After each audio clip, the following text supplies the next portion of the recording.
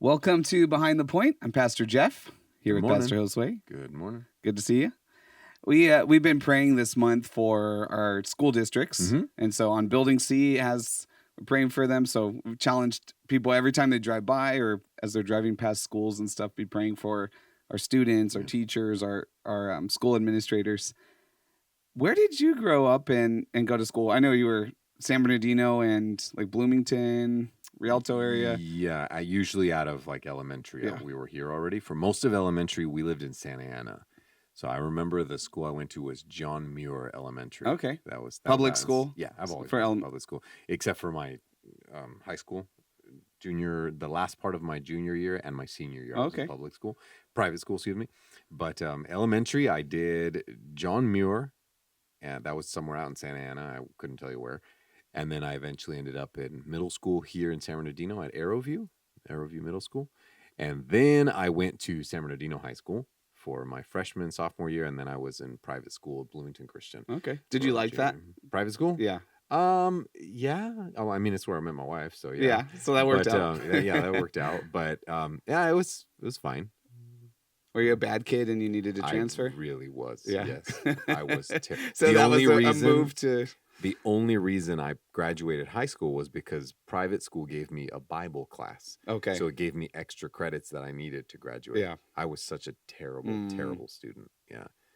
Now you're a smart guy, To though. my- You to have my your shame. Master Yeah, Divinity, yeah. and so you have a brain. And you've worked hard later. What did you have a favorite teacher over the years, or a favorite grade, or something? No, I don't think so. I didn't remember like any of certain them? teachers. No, most of them were mean. And probably I understand why they So were mean. That's kind of weird. So No, I remember one in particular in elementary. In fact, she was part of John Muir. She was our music teacher, and her name was Mrs. Niedringhouse. hmm And she always told us, "You can remember my name because when I got married, I needed a ring and a house." that's good. That's what You she would liked always her? say. She was a good. She was very. teacher? I remember Yeah. her being friendly, Yeah. but the one, actually, I do remember a teacher that I liked. Her name was Mrs. Churchin. And What did she teach, or what grade was that? I couldn't tell you. I was Really? in elementary. I could not tell you what grade it was in. Yeah. Probably like third grade. I don't know. I couldn't even tell you, fourth grade maybe. But she was very nice, and she was one of those. I remember her being very tall and skinny, and she had one of those. It was like buzz cut on the side, Mhm. but it was long, and it kind of came down like a bowl cut. It was really Beautiful. Yeah, well, and that's what I remember. I remember I liked her as a kid. Did you like her hair then? Well, it didn't look like a boy cut, just to be fair. It was like The way it you was, described I it know was the way I described it not was great. terrible, but it was like a girl cut. It looked like Yeah. girl, but it was the kind that it was kind of buzzed up Yeah. on the sides a little bit, and then it was longer from the top, and it would come down like that. I don't know how else to describe that. What you call that? So for a bowl cut, I don't know. But anyways, I remember very much liking her, and I was very sad when the school year ended, and I remember going home crying about it. That's all Aw. I remember. I remember loved anything school else. growing up. I went to public school, I hate Chino School District, Yeah. and I could name all my elementary teachers still. Oh gosh, Yeah. no way. Yeah, Well, I actually, don't now that remember. I probably could, but Yeah. probably because I have bad memories of them. Okay. I loved school in elementary. Junior high, I had kind of a mix. Most of my teachers were pretty good, and then high school, I probably could only name a few of them. Yeah. But I think I had some really good elementary teachers. Second grade, I had this. At least in my mind, he kind of looked. What's that short guy from? Like, remember that the actor from Twins with Arnold Schwarzenegger? Danny DeVito? Yeah, Danny DeVito. Uh-huh. In my mind, he looks like that, but I don't know for sure. But he was short. This guy, Mr. Vidola, he was really sweet. Mm. And so I love second grade. And my third grade teacher, Miss Cross, and then she changed her name later, but she was really good. No, I couldn't. Yeah, I had a lot of good remember. teachers, but No. My wife loved school. Mm. Even to this day, she'd tell you if she could, she'd go back. She's like, I loved it, but she was also a chatterbox. okay. So she. I that's how would go she back to won a ton of elementary. friends. Yeah, I would not. I liked No, thank elementary, and you. then after that, then there's drama with kids Yeah. and No thanks. peer pressure, no fun. Well, let's dive in. Yeah. We're in our series Sermon on the Mount, and you talked about what happens when we fast, and this was based on Matthew 6:16 to 18. You really covered that, like Jesus's part of the sermon at the beginning more, and then because he really talks about, similar to the prayer part of no hypocrisy. Correct. Don't do this to make a scene. Correct. But then you spent the majority of time really breaking down what are some of the, like what happens when we actually practice fasting in a genuine manner in the way that God wants us to. Mm-hmm. It made me, fasting always makes me think of Lent. Did you, obviously you didn't grow up Catholic, but did you ever participate in anything with Lent? No. So that's the, that's really from Ash Wednesday, a fast from Ash Wednesday to Easter Sunday. To Easter. And a lot of Catholics and some others participate in giving something up. Mm-hmm. A lot of times it's like, I'm giving up desserts for this period. Well, and it's meant, correct me if I'm wrong, because I don't know much about Lent. I mean, I know what it is, but historically, it's meant to, now I've just drawn a blank. Like prepare like your hearts for Easter? It's what was I trying to say? It has to do with like mimicking what Christ did through his time in the wilderness. Like the 40 days the 40 and 40 days, nights. right? Yeah, so it's Christ in fast. preparation for that. So that's why it's done in the same manner, correct? Mm-hmm. Yeah, I thought so. Okay.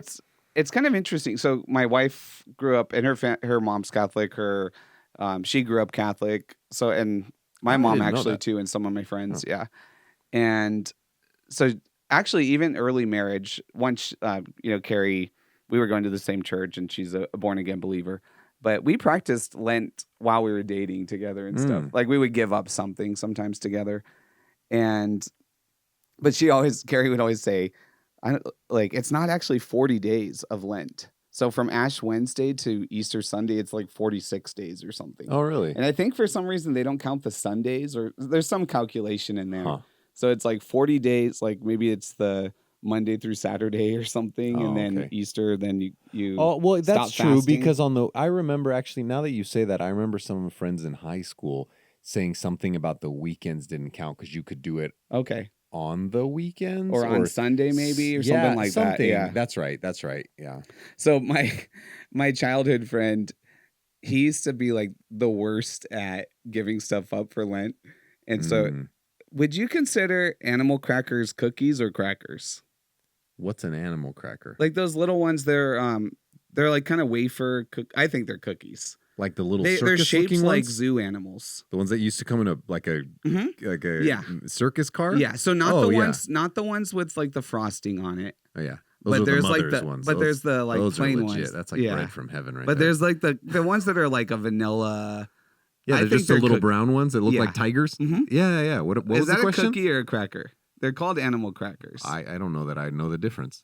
So my point is, my friend gave up cookies one year for Lent, but then he started eating a bunch of those animal crackers. Oh my! And so we would argue with him. Those are cookies. What's the difference between a cookie and a cracker? I don't know. I think it's like sweet and sugary, more like, I don't know. I can hear Damien doing some research back there. there. Damien, you weigh in on this. Cookie or cracker? That's the great debate. I think what I would consider a cracker is like a saltine. Yes. That's kind of what I thought more, like savory, I would kind of think is a cracker. Okay. Damien has an answer. He's got it. Oh, what are you typing here? It says, the key difference between crackers and cookies lies in their primary flavor profile and texture. Crackers are typically savory, crisp, and flat, often used as a base for toppings. Cookies, on the other hand, are usually sweet with a softer, crumbly, or chewy texture, and are enjoyed as a dessert or snack. So my take on that definition is an animal cracker is a cookie. So he used to give my friend a hard time. How funny. But the worst one that he did was he decided to give up spending during Lent. And not spend any money? Yes. Okay. But where it became an issue, his mom asked him to go to the grocery store to pick something up. This was like he was in high school. And he said, I can't go because I can't spend. And then to make it worse, he took his girlfriend, I think it was like prom or winter formal, and he made her pay for it because he couldn't spend during that period. I'm like, I don't think fasting is supposed to be putting a burden on other people.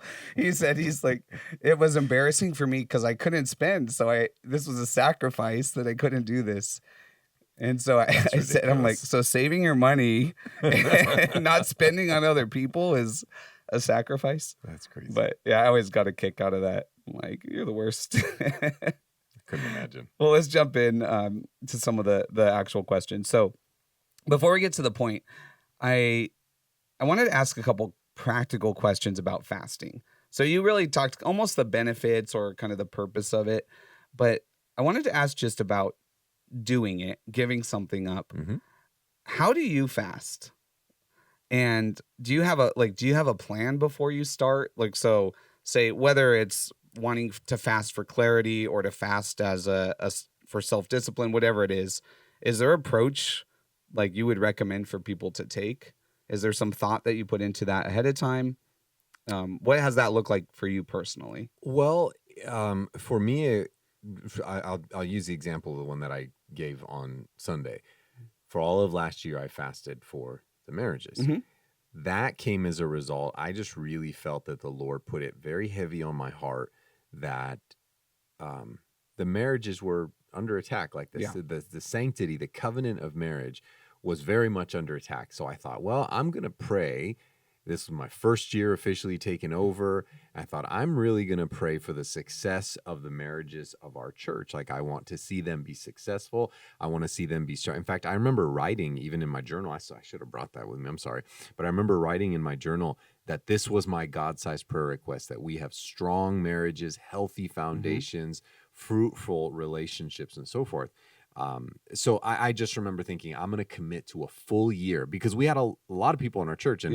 And then I went and said it on Sunday, and I said, listen, if you want me to add your name to specifically be praying for you. And then I ended up with a list of a couple hundred names. And so I was praying for them. I don't know that I'm answering your question, but I think that's great background. I was thinking a little bit more of like, how did you do it? Like, what was that fast? Was that all like 24 hours? Did you give up like specifically? Yeah, in did the you give up day? food and water? Oh yes. Well, I didn't. Was that a no. So I meal? only gave up food. I didn't eat. Fasting for me has never been a practice that I did regularly. Mhm. It was done very sparingly. Yeah. Now the thing is, I also get really bad headaches if I don't eat. Yeah. And I didn't want to set myself up to fail. So what I would do is I would fast on Fridays for the majority of the day except for dinner. Okay. So what I did was So you had dinner like the night before or whatever. Yes. Like yeah. So on Thursday. the day of, Yeah. the point was the day of, I would eat, and I normally don't eat breakfast, but Mhm. I would have coffee and like the little thing of figs or something. Oh, okay. One of those things. Just okay. I've had that. For the rest of the day, I'm fasting until it comes to dinner. So Okay. I fasted for after my coffee and a little Yeah. fig. Gave up all of lunch. There was no snacks, nothing in Right. between, and it was only water. I wouldn't even drink soda or anything flavored. It was just water, because I wanted to set myself up to succeed. Yeah. And I was like, I'm not gonna, if I go, full blown into this, I'm gonna set myself up for failure, Sure. and I'm gonna end up stopping Sure. beforehand. And that's practical. There's So I would lots of things give you're gonna be up invited that to lunch and- meal, and then I would have Yeah. dinner that night. Okay. But I made sure not to overdo it on dinner the night before, because I'm Right. like, I gotta pack it in before I'm yeah. not gonna Then be able it's like, well, I'm not even hungry. It's not a That's exactly sacrifice, right. So I wanted, Yeah, I that's tried good. to set myself up in every way possible to succeed Yeah, through that that's great. fast. But that was the practicality wise. It was just basically I gave up. Yeah.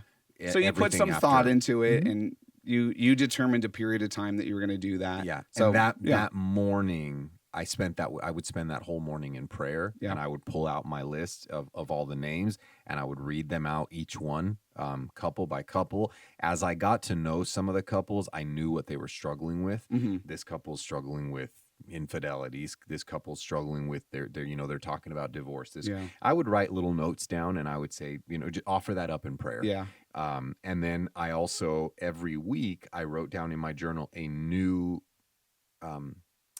piece that I was praying for. So Yeah. I remember that. You yeah, said sometimes today- I would pray for, clear communication. Mhm. I would pray for that they would just have fun as a couple, that they would, have a good time with their kids, that they would, reconciliation. So I have a list of 50 some odd things that I prayed for every week, and sometimes I would double up on them. Sometimes I would change them. I'd come back around. So I like things like that. that's really helpful because there's more intentionality than just like I gave something up and all I pay attention to is I'm hungry all day. Right. Like part of it's almost as the hunger comes, then it's a reminder like, oh, I need to keep praying. Yeah. And Mhm. here's why I'm doing this. And I have a Yes. plan to keep my mind, because I'm not distracted by eating, then here's what I'm giving my mind my attention to. Mhm. And the thing is, I was also off on Fridays, so Mhm. it helped me. I didn't want to say, well, I'm going to be so busy at work that I'm not going to focus on hunger Right. anyway. I wanted to be a time where I wasn't focused on work. I Mhm. just, here's what I'm going to do for the remainder of today. Good. Yeah. That's helpful. There was one question from our congregation, and a gentleman asked, based on the Bible, what is the duration for fasting and praying? Any Ooh, thoughts on that? that's a good question. Well, like I said on Sunday, I didn't want to give when I said what was the proper way of Mhm. fasting, right? The improper way is the hypocritical way. The proper way, I said genuinely, humbly, and sincerely. But the truth is there, and I didn't want to give a time frame or certain criteria that they had to meet. Like Mhm. you can't eat this kind of food, or you can, you have to fast for X amount of days or for a whole, breakfast, lunch, and dinner, or just Right. I don't want to give a formula because I think if that was Jesus's point, he would have Yeah. said so. The whole It point becomes is, legalistic. well, and that's right. what the Pharisees were Yeah. doing, right? Mondays and Thursdays, we Mhm. fast. Mondays and Mhm. Thursdays, we're so proud of ourselves. So that's not the point. That being said, the Bible does talk about, well, the Day of Atonement, for example. Mhm. That I gave that example. That's a 1-day fast. Mhm. The example I gave of Esther, that was a 3-day fast. Right. Some 40 Daniel, days. Daniel talks about a 7-day fast, a 21-day fast. Mhm. Jesus fasted for 40 days. Moses, going up Mount Sinai, fasted for 40 days. Mhm.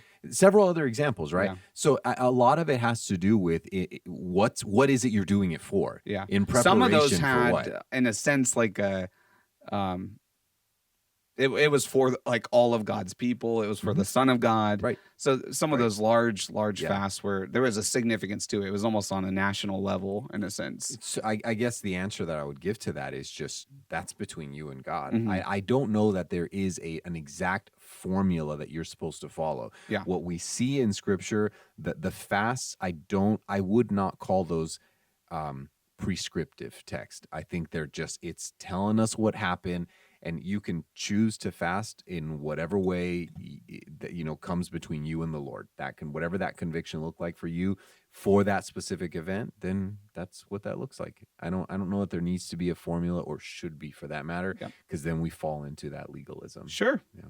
Yep. Completely agree. Mhm. So let's jump into your points. Your first one was that fasting can help me express remorse. And you referenced Samuel and Nehemiah and how fasting often accompanied confession. And I like how you encouraged us to acknowledge our sin for what it is, own up, and even be specific of what we're sorry for. And so just a kind of a rawness before God of Mhm. recognizing I sinned. This wasn't a small thing. I sinned against the Lord, the one who's done so much for me. In the examples from the two that you had in this area, from First Samuel and Nehemiah, both these fasts and confessions were done in community. Mhm. And I made me curious, is there a time for public confession and public fasting today as we express remorse? Or Hmm. is this like an Old Testament thing? I think it was primarily an Old Testament thing. I don't think that means it can't happen today. Yeah. And what I would that think look like? I'm curious. I would think a good example is we've seen it happen before with some of the presidential inaugurations. Mhm. For example, those kinds of prayers when they've had what's his face Hagee come up and pray, Rick Warren, Billy Graham, who else? What are some of the guys who have done inaugurations? Anyways, Yeah. I think that's a time to say, Lord, forgive us for the sins that we have committed. I think there's a great because that's taking full advantage of a platform that Yeah. you're on. You're and praying for a large group or a nation. not or- even for them. You're praying on behalf On of behalf them. of, You yeah. are that. You are the representative there. Mhm. That's why they have them. This is you're standing there in place of someone who's going to run this country. The equivalent of what would have been a king in the Old Testament times. You've got that prophet there standing in that place, and in this case, we've got a pastor standing there before a president saying, "Hey, I'm praying for you, and that you not lead us towards sin, that we hold to biblical standards, biblical morals." And so I would think that'd be probably Yeah. the closest example we have today. For And I guess example, even in public, I know we think of government, but We even do. I guess public could even be. I think we do to some degree in some of our services. We'll have special events like Good Friday or something. We'll have a night of really just this reflection, focusing on the cross and some kind of act of, we've done things like, But you said public. That I don't know that Yeah. I would consider that public. well, but it's, I guess what I mean is it's more like, I guess, in community too. So versus like, I confess privately to the Lord, or there might be a time that it's like, I need to confess something to a brother in Christ or to a pastor or Mhm. something. But even at time, it's like we confess as a community. And so we've done things like nailing notes to the cross, Yeah. writing our sin on Right. something and wiping it away. Right. So I think that could fall into it. Okay. The next thing was, you talked about fasting can help me discern the will of God. And you asked why God is often the last one we consult. And that seemed to get some conviction in the room. Sometimes we turn to friends. Sometimes it's Googling just answers. And you said even horoscopes. Yeah. What about fortune cookies? No. I Yes, will that's say another one. this was just a laugh, but when Carrie, I think I might have shared this before. When Carrie and I were looking to buy a home, we were meeting with a realtor that day, and we went to P.F. Chang's, that Chinese restaurant, Mhm. and our fortune cookie, one of them said something like, "You'll do well in real estate." And the other one said, "You're going to meet someone today that's helpful," or something. So we Yeah. got a kick. We laughed about it.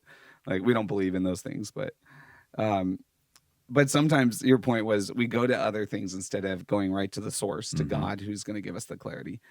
Even good things. Sorry, that was the next point. But you brought up fasting for marriages throughout 2024, and you talked about that a couple minutes ago. Oh, sorry, jumped the gun there. I know. Sorry. I just want to ask, I guess, clarifying here, discerning the will of God, what insight or benefit did you gain through those times of fasting? You shared a little bit that God gave you some clarity about just the spiritual attack on Mhm. marriages. Mhm. Was there anything else that you would add to that? Just kind of you were discerning God's will.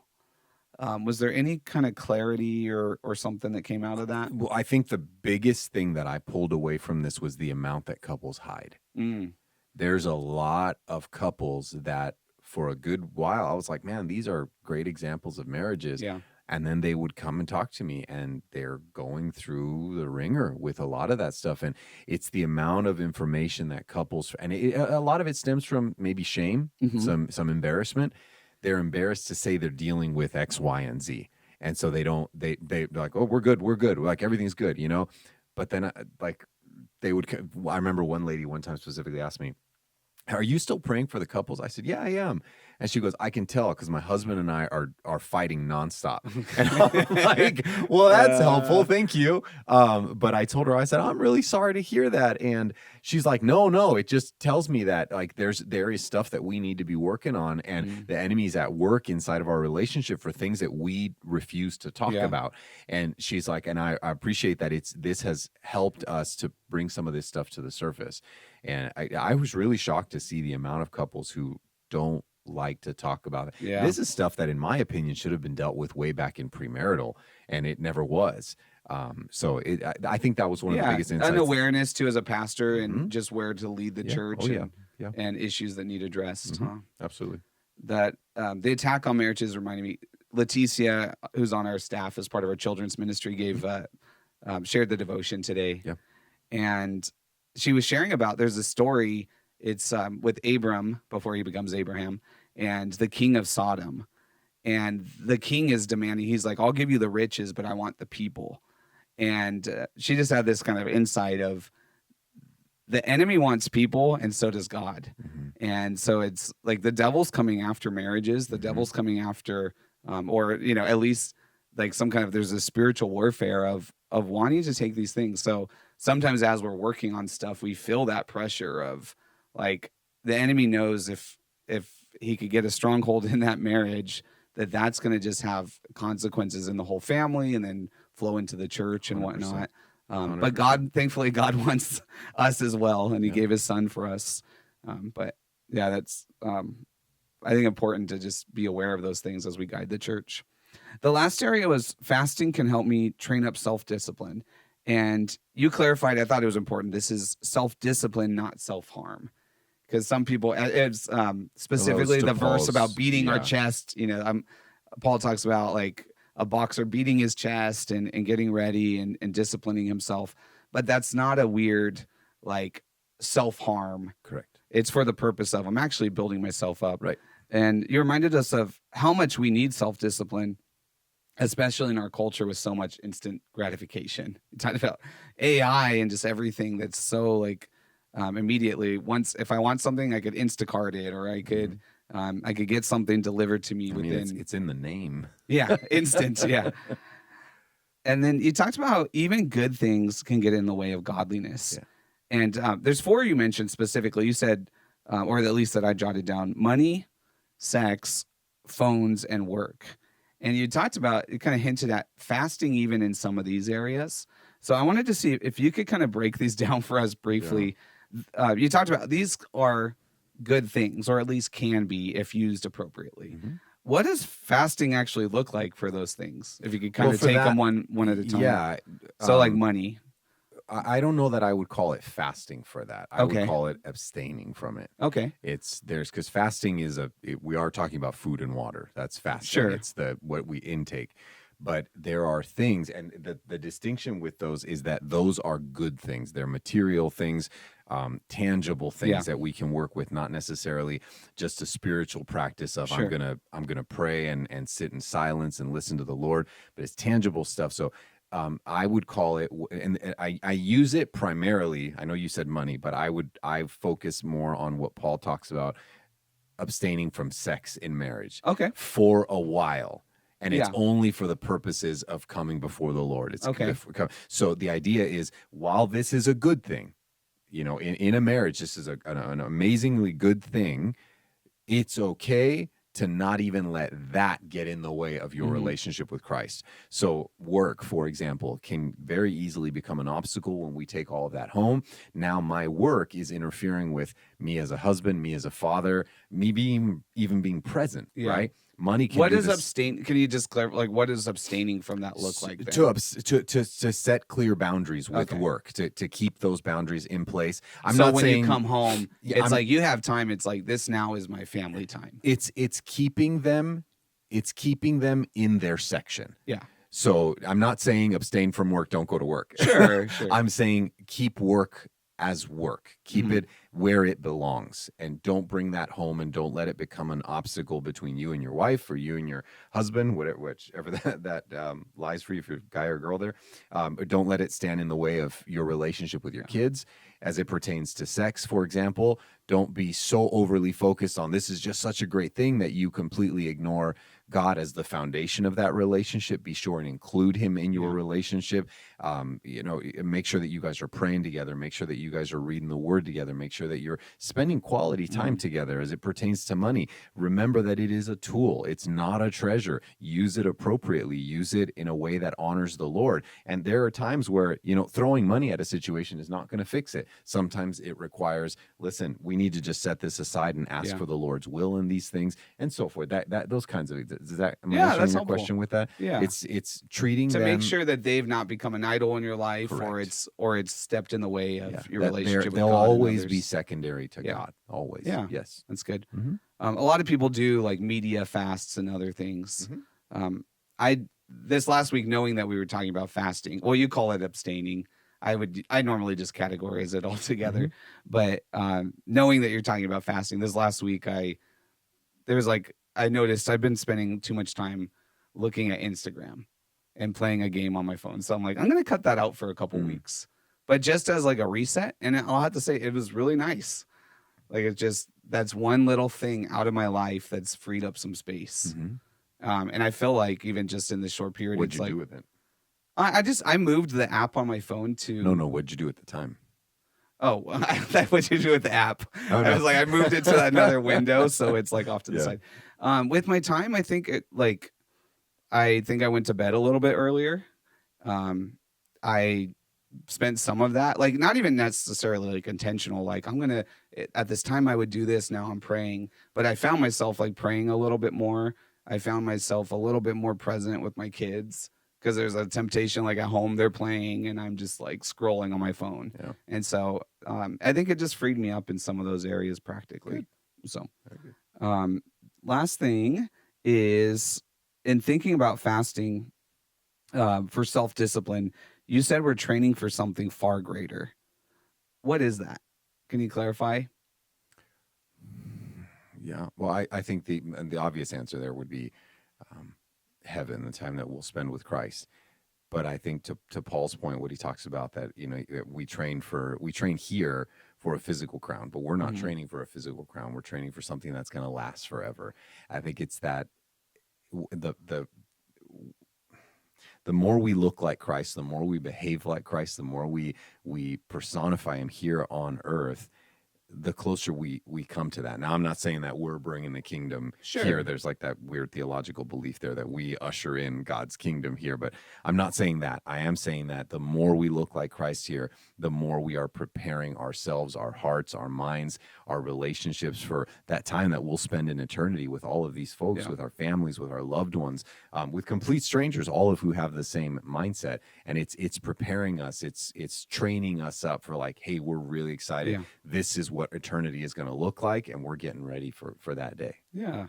Can I just clarify, because you said that weird thing with ushering in his kingdom? That's like, what do you mean by that? There's this new like I forget the name of it. There's a new philosophy on like end times that the more we behave like Christ, the faster his return. Oh, okay. There's this, I forget what it's called, but it's the more we behave like him, the more we look like him, we are in fact the ones in charge of ushering the return Okay. of Christ. And I like So that. it becomes a little bit too human driven. It is becomes the- a works thing. Yeah. That it's the more I do That this, I'm doing this. correct. I'm bringing and the it kingdom. has Yeah. nothing to do with Christ Yeah. actually returning for the church. It's Yeah. me saying, okay, we're ready for Yeah. you. You can come back Yeah. now. That's it's just a dangerous. Is it fair to say though that we, like, the more that we behave like Christ, there are, the kingdom of God is at work in this world, I totally think so. and Yeah. it is like God's working through us for an impact Yes. for the church, for people to be saved. 100%. But it's the problem is not so much, we just don't want to put the focus on ourselves. That's the like where that theology is getting. Well, it's becoming an it's issue. more than the focus is on us. It's that I am in charge of Christ's return. Right. And then I'm sorry. yeah. I wish I could I'm remember gonna the name. I'm I'll gonna remember it. influence like Yeah. I'm gonna speed up his coming. Correct. Essentially. That's the dangerous part Yeah. there, that we can somehow influence. Okay. That. And the same way, I guess, on the other coin is if we live so bad, we think he's gonna come back sooner. Yep. No. Any final words for just thinking about fasting this week or anything? No, I would. related I to- really appreciated the quote, the last quote that I closed with from Mhm. John Stott. He talks about how hypocrisy is designed to destroy that communion that takes place all three, through giving to the poor, through prayer, and with fasting. That's what our piety, what our godliness looks like, and hypocrisy destroys it all. Yeah. So if there Something beautiful that God designed to Yeah. worship him and honor him. if there is a way that Yeah. we could root out that hypocrisy, I would strongly encourage us Yeah. to find a way to do that, to spend that time in prayer and in fasting. Examine what different ways of giving to the poor looks like, a different prayer, different forms of fasting, and try it. Don't just say, I know what fasting is, I know what prayer is, I know what it is to give to the poor. Examine that and play around with that. See, try different ways and surrender that over to the Lord, and see how we can continue to grow in our Yep. godliness. Yep. Beautiful. Yeah. Well, thank you so much for listening. Don't forget that you could email us if you have questions at any point, or stop by and talk to us. Yep. I had someone just text me a question, or you could ask me at the service, and we could include that in these discussions. Absolutely. Otherwise, podcast at centerpointchurch.church. And we'd love to continue to hopefully have conversations that impact you. God bless. Bye-bye.